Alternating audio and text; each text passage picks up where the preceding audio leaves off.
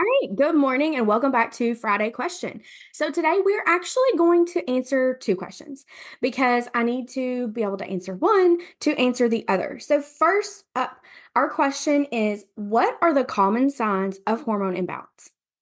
Okay. I feel like I talk about this a lot, but let's go through some of the signs. Right off the bat, I want to tell you that as a woman, we're very intuitive beings. So like if you feel like something is off or something is wrong within your body, you're probably right, and it's likely hormone related, whether that be root cause hormone related or trickle down effect hormone related, which is more often the cause, to be honest. You're probably right. And you probably do need some workup and some support and some help to get that corrected. Okay, so what signs are we talking about? The first things that come to mind initially are going to be painful, heavy periods, like really heavy bleeding, um, cramps that are leaving you like on the couch or wishing that you were on the couch. Maybe it is bad enough that you're having to miss work.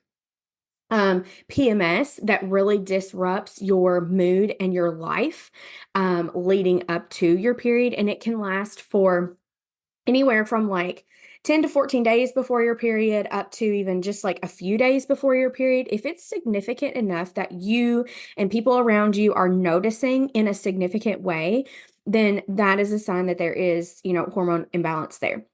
Other things are going to be like bloating, inability to lose weight or gaining weight, kind of without reason, like you've not really changed anything, but all of a sudden you're just kind of like gaining weight and you can't get rid of it or you can't stop.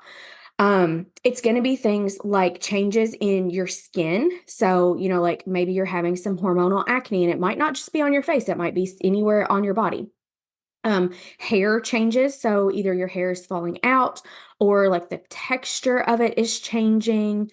This, I'm not trying to say like the texture might not be the right word.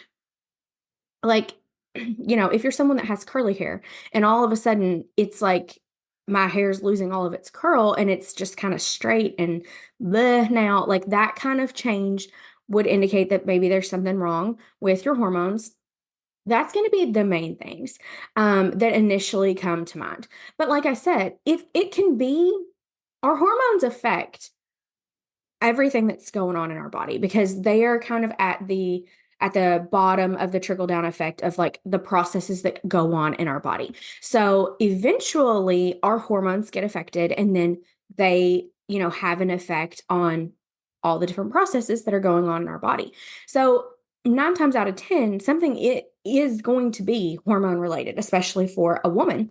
And because, as a woman, we live off of this 28-day cycle, this monthly cycle of hormones every single month until, we hit menopause. And that's a whole different, we're not going there today. Um, but leading up to that point, we're very dependent on our hormones. Our hormones greatly influence and are supposed to greatly influence how we feel, our mood, our approach to things. And so when something is off, it becomes pretty obvious that something is off. And again, like I said, we're very intuitive. When we feel like something is off, or we're like, I just don't feel right, or I don't feel like I used to, or I don't feel like myself anymore, you're probably right. Even if you're being dismissed by your doctor and like, no, everything looks okay. Okay, so then the second question is kind of the same question, but not. It's a little different. That's why I'm answering these two together. So the question is, how can I tell if my menstrual issues are related to hormone imbalance? So how I want to answer this is your menstrual cycle is dictated off of your hormones. So if there's an issue with your menstrual cycle, it's probably a hormone issue. It might not be estrogen, progesterone, it might be cortisol, it might be thyroid related, but it is a hormone problem within your body. And then, I want to dig a little bit deeper than that and just say that it might not be like the hormone that is causing the root problem. Oftentimes it's minerals, and you guys have heard me say that before. Um, minerals are typically kind of one of the root causes to the problem. It is causing that trickle down effect for there to be an issue with your hormones, like you're not producing enough, or you're just not able to balance them enough, or you're not excreting them enough, things like that.